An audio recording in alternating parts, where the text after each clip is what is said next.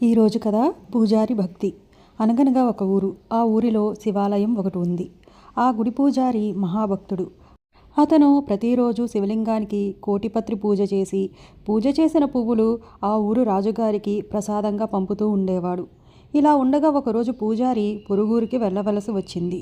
అతను బయలుదేరేటప్పుడు భార్యను పిలిచి, పూజా పుష్పాలు ఈరోజు రాజుగారికి నువ్వు పంపించు, మరిచిపోకు సుమా అని మరీ చెప్పిపోయాడు. ఆమె అప్పటికి అలాగే అంది. కానీ తీరా భర్త వెళ్ళిన తర్వాత ఆ మాట మరిచిపోయి రాజుగారికి పంపాల్సిన పువ్వులు తన కొప్పులో పెట్టుకుంది. సాయంకాలం అయ్యేసరికి పూజారి ఇంటికి చేరుకుని భార్య చేసిన పొరపాటు తెలుసుకున్నాడు. కోపంతో అతను భార్య కొప్పులోని పువ్వులను లాగేసి ఆ పువ్వులనే రాజుగారికి పంపించాడు. రాజుగారు పువ్వులు చూడగా అందులో తల వెంట్రుక ఒకటి కనపడింది. ఆయన పూజారిని పిలిపించి మండిపడుతూ ఇదేమిటి అని ప్రశ్నించాడు. పూజారికి ఏం చెప్పాలో తొయ్యలేదు. కానీ రాజు అడిగినప్పుడు ఏదో ఒకటి జవాబు చెప్పకపోతే బాగోదు కనుక ఆ కంగారులో అతను అప్రయత్నంగా, ప్రభు, నేను అర్చించే శివలింగానికి వెంట్రుకలున్నాయండి, పువ్వులకు అవి అంటుకున్నాయి అని అన్నాడు. ఆ మాటకు రాజు ఆశ్చర్యపడి, మేము సాయంత్రం స్వామి దర్శనానికి వస్తాము. నువ్వు చెప్పినట్లు శివలింగానికి వెంట్రుకలు చూపించితే సరి, లేకుంటే నీ తల తీయించి కోటగుమ్మానికి వేలాడదీయిస్తాను అని హెచ్చరించాడు. ఆ వెంటనే పూజారి గుడిలోకి పోయి శివలింగాన్ని గట్టిగా పట్టుకుని గాఢంగా జపం చేయసాగాడు.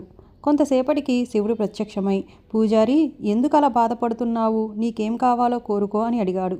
అప్పుడు పూజారి, స్వామి, ప్రభువులు అడిగిన ప్రశ్నకు అమాయకంగా కంగారులో నోటి వెంట వచ్చిన మాట జవాబుగా చెప్పేశాను. నా తప్పు నేను తర్వాత తెలుసుకున్నాను. అందుచేత నా మాట పొల్లుపోకుండా చేసి భక్తుణ్ణి రక్షించు. నీట ముంచినా పాల ముంచినా నీదే భారం స్వామి అని ప్రార్థించాడు. అందుకు స్వామి నీకేం భయం లేదు అని చేతితో సంజ్ఞ చేసి అంతర్ధానమైపోయాడు. సాయంకాలం రాజుగారు ఆలయానికి వచ్చారు. స్వామిని నమ్ముకుని ఉన్న పూజారి ఏదైతే అది అయ్యిందని ధైర్యంతో రాజును శివలింగం దగ్గరికి తీసుకువెళ్ళాడు. రాజు చూసేసరికి ఆ లింగం పైన నిజంగానే వెంట్రుకలు ఉన్నాయి. అయితే ఒకవేళ తనను మోసపుచ్చటానికి పూజారి ఆ వెంట్రుకలను అంటించి ఉంటాడేమోనని అనుమానపడి రాజు ఒక వెంట్రుక పుట్టుక్కున లాగేసరికి బొటపటా రక్తం చిమ్మింది. కానీ రాజుకి దృష్టి మందగించింది. వెంటనే ఆయన తన తప్పిదాన్ని గుర్తించి లింగానికి సాష్టాంగపడి, పొరపాటు చేశాను స్వామి, క్షమించమంటూ వేడుకున్నాడు. అప్పుడు ఆయనకు మళ్ళీ చూపు వచ్చేసింది. ఈశ్వరుని మహిమ చూసి రాజు, పూజారే కాక అక్కడున్న అందరూ ఆశ్చర్యపోయారు.